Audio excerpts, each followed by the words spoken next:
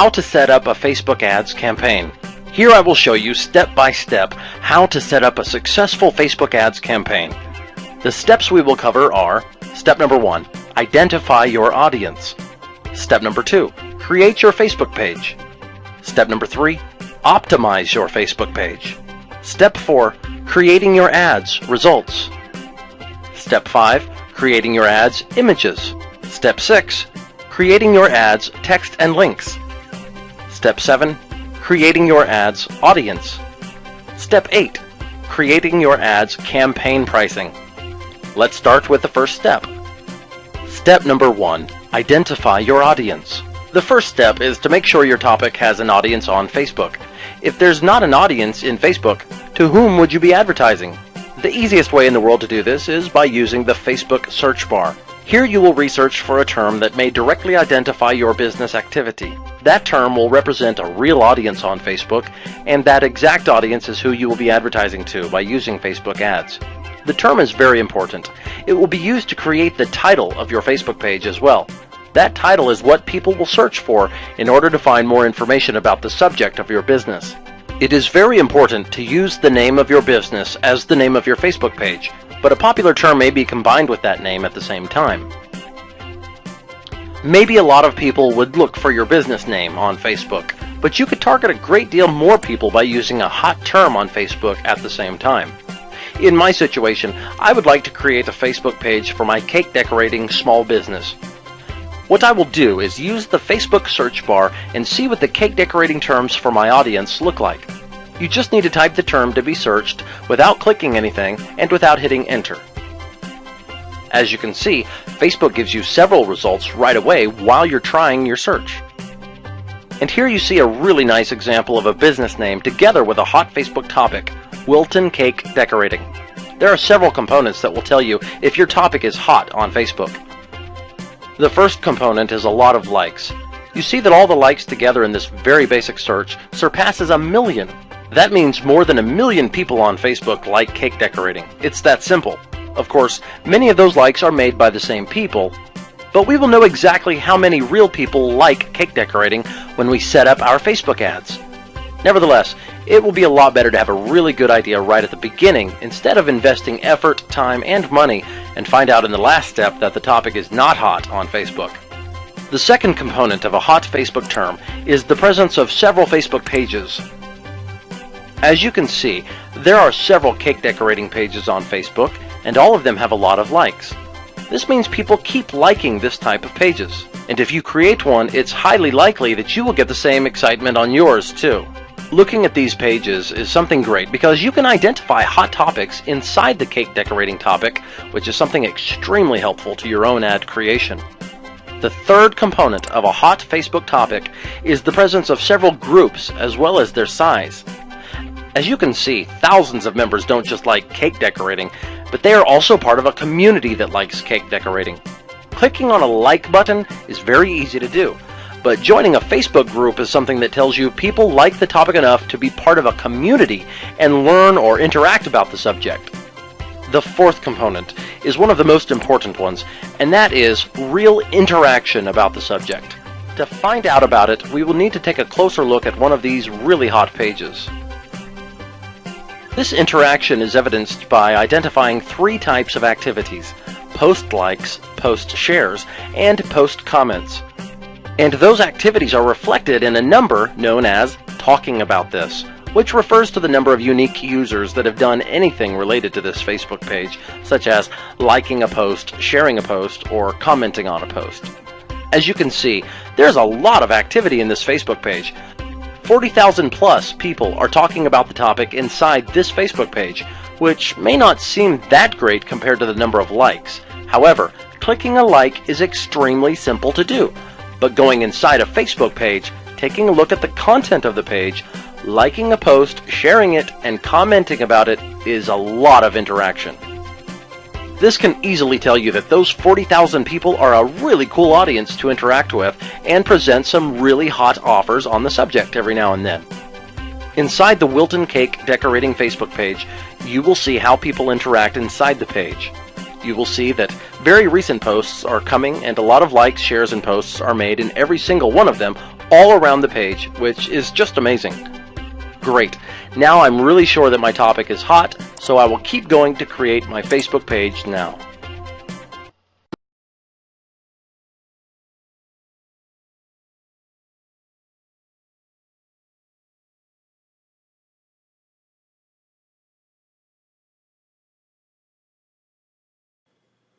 I start creating a new AdWords campaign by selecting my campaign type. Because this campaign is going to be for search only, I will choose the search network only option. There are a number of other options for campaign type, which are all fairly self-explanatory in their names. You can always go with the default campaign type if in doubt. Selecting a campaign type is going to pre-fill a number of common campaign settings that are typical to the campaign focus. In this case, a search-only campaign. Next, I will choose a campaign name. For this campaign, I am creating a local campaign for dog training in Chicago. So that is what I will name this campaign. Name campaigns based on the overall focus that the individual campaign has. For multiple campaigns, try to keep the naming conventions consistent and focused on specifics of each campaign. This will help keep an AdWords account organized. Here I am going to choose the location in which my ads will show, in this case Chicago. Now my location is set to display ads only in Chicago. Next I'm going to select my locations options. By default, the target option is set to people in, searching for, or viewing pages about my targeted location. Because I am creating a campaign that is targeted towards people only in Chicago, I am going to change this setting to people in my targeted location. If this was a national or international campaign, I would leave this on the default setting to target people in, searching for, or viewing pages about my target location.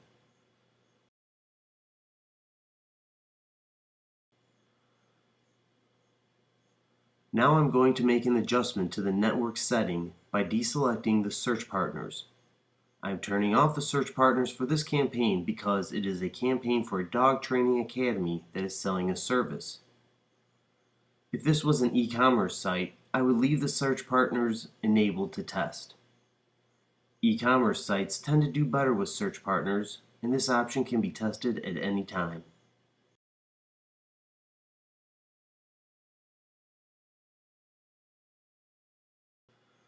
Next, I'm going to adjust the device's campaign setting. I'm going to deselect the mobile devices with full browsers.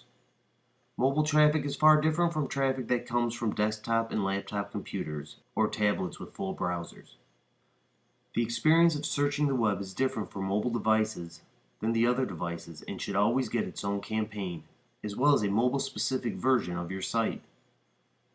For most advertisers, mobile device traffic will have a lower click-through rate, fewer conversions, and generally will end up making a campaign cost more. For this campaign and most campaigns, I will target only searches from the remaining two device types. Bidding and budget options can remain on the default setting of I'll manually select my bids for clicks. I always want to retain as much control over my bidding as possible. I do not want Google to adjust my bids for me ever. I set my default bid to $1. This amount is usually some ballpark amount that is what I would estimate to be a good general starting point for bids. I will adjust the bids as necessary for individual keywords after I have completed the campaign setup. I also will select my initial daily budget for this campaign. In this case, I want to keep my monthly spend at about $600, so I will set the daily budget to $15. The daily budget number is not a hard number, and the actual cost per day can go as much as 30% over the stated daily budget.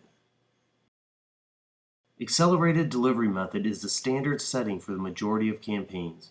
If a campaign is not running during all scheduled hours, the daily budget or keyword bids would need to be adjusted.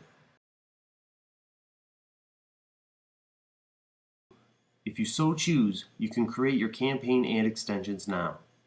Always use the applicable ad extensions. A local business, such as in this campaign, would want to use the location ad extension, site links extension, and the call extension. I usually choose to move forward and create ad extensions after the campaign is set up. Ad extensions can be created and modified under the Ad Extension tab in the AdWords interface. Under the Advanced Settings, I expand the ad delivery, ad rotation, frequency capping option, and under the ad rotation setting, I select Rotate Evenly, show ads more evenly for 90 days, then optimize for clicks. Rotating ads will allow me to split test the ads I'm going to create shortly. Again, I do not want AdWords to decide which of my ads are the best. I will let the market decide.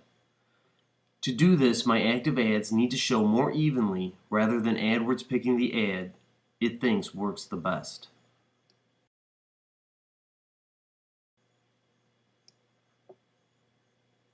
Now we are going to create an ad group. First, we are going to name the ad group. The ad group is usually named consistent with the keywords that will be in the ad group. In this case, Dog Training Chicago and Dog Trainer Chicago. Next, I create an ad starting with the headline. I usually try to include the main keywords of an ad group in the headline. Then description line 1, which is often a benefit to a potential visitor, followed by a feature on the second line. Next, the display URL, which needs to have the same domain as the site included. And then lastly, the destination URL, which is the specific URL on the site that a visitor will be sent to.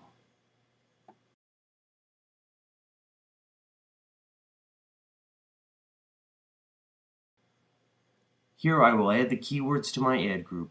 I have collected a handful of keywords using the AdWords keyword tool and will insert them here.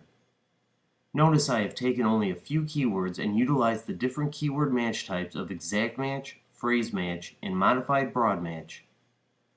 Notice the lack of a full broad match keyword, which I rarely, if ever, use, due to that match type being too broad and displaying ads for irrelevant synonyms as determined by Google. I usually ignore the keyword suggestions offered by AdWords here, as I want to handpick my own keywords.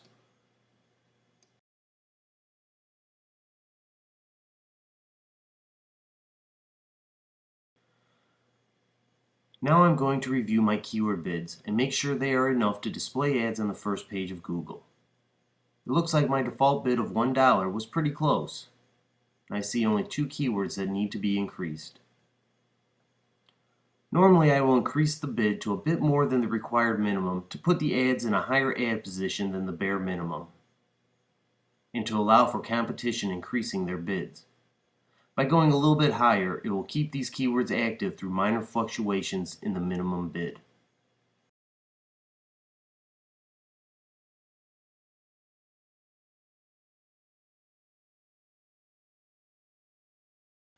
The final step to setting this campaign up is to create another ad in this ad group to split test against the original ad I created earlier during the ad group setup.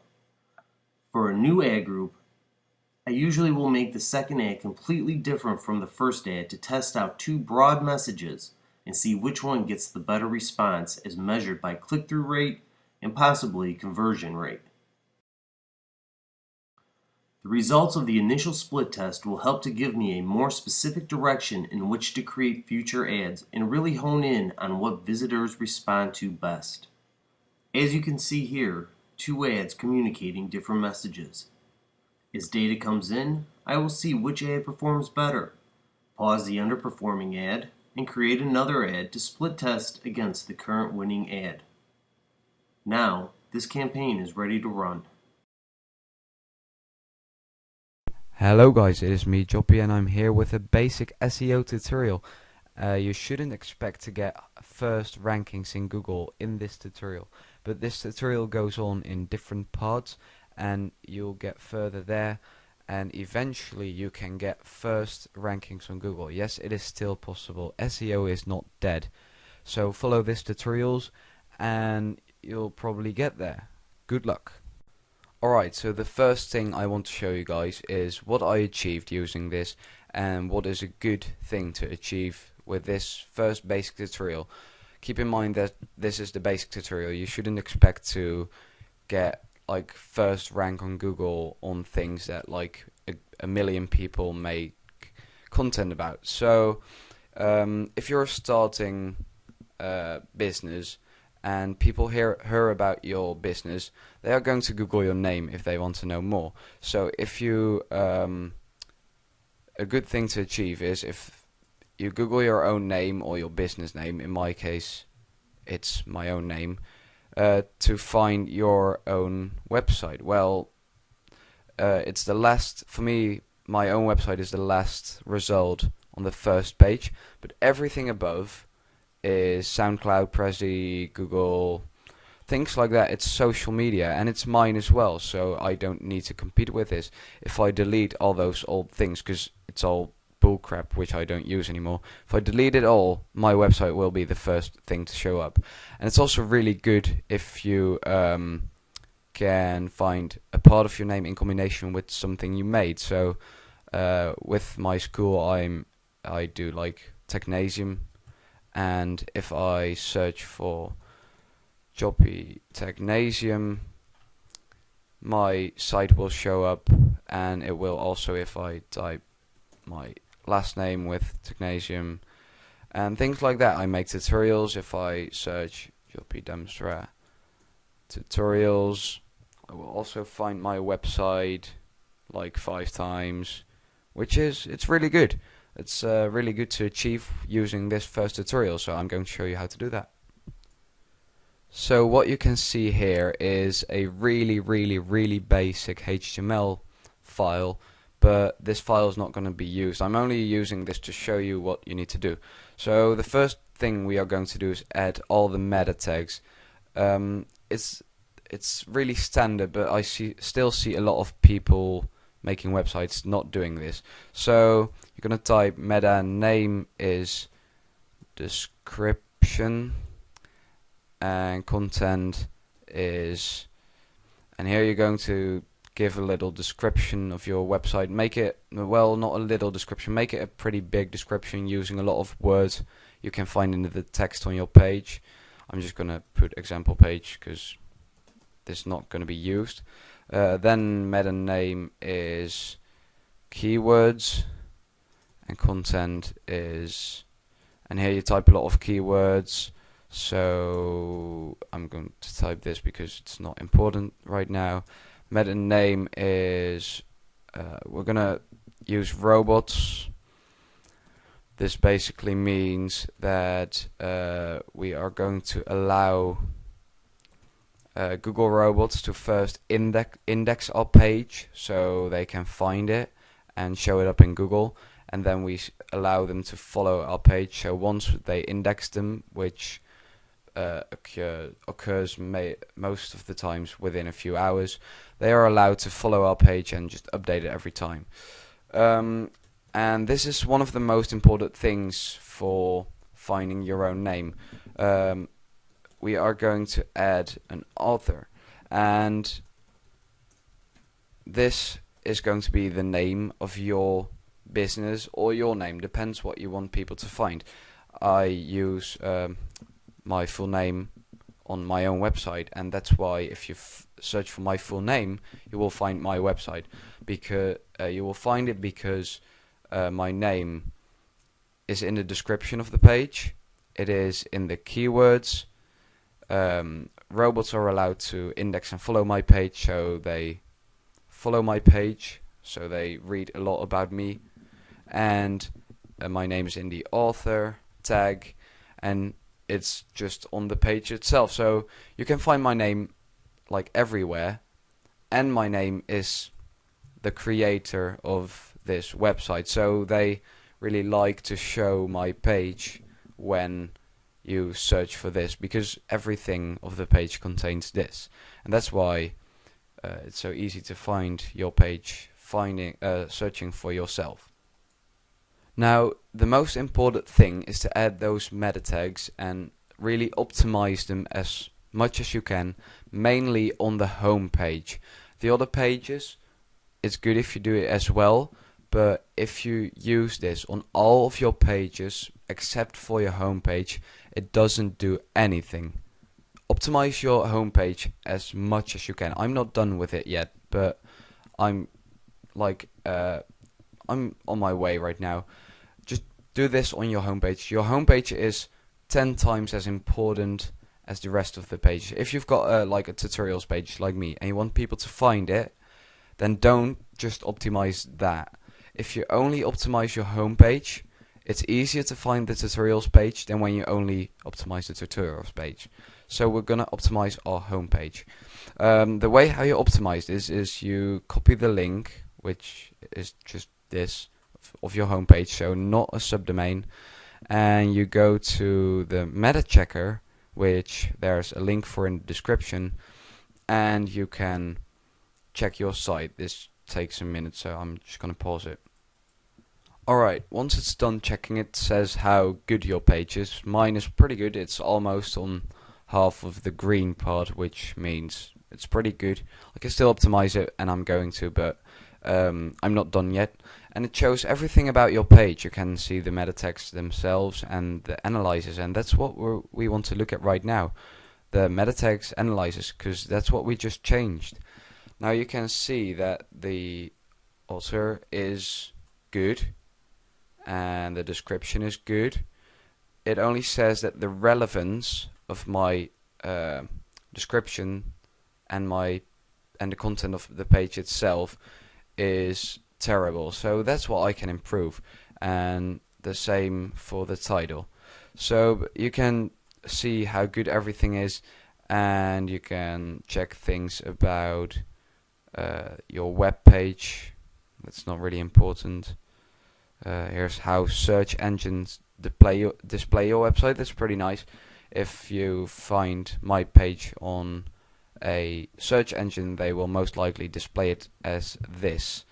So that's pretty good to know. This, you can use all of this, like everything that it says it's bad, you're going to change that inside your meta tags and it will be better. And you can go on and go on and go on until it gives 100% for everything and green for everything. So you can go on for a long time, and I wish you all luck with getting 100% on everything. It's really good if you can achieve that.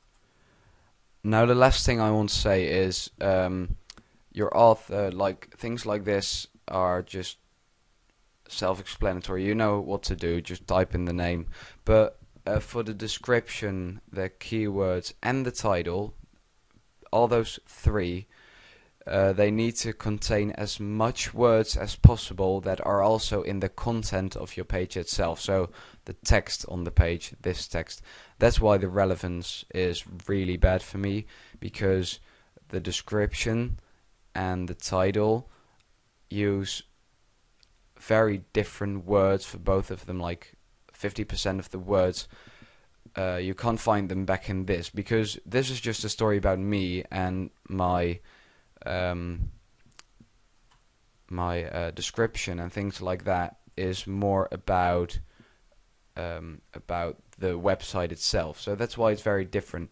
Now, in order to make everything really good, you need to get as much keywords as possible that are relevant to each other. So a lot of keyword relevancy, just like page relevancy. And I will make another tutorial about the relevance of keywords and about how to find keywords, on how to find good keyword IDs to use. More tutorials about that will come later, but this tutorial can't be that long. So I hope you guys enjoyed this tutorial, and I hope you guys find it useful, and I wish you all a lot of good luck getting your page higher on the Google rankings. This is only the basics. There will come another tutorial which goes more in depth to what you do when this is all very good. But first, just get this very good. This is important. This is just the way how you can be like very bad, no one knows you, but you can still get high on the Google rankings. So good luck on getting high rankings on Google, and I'll see you guys next tutorial.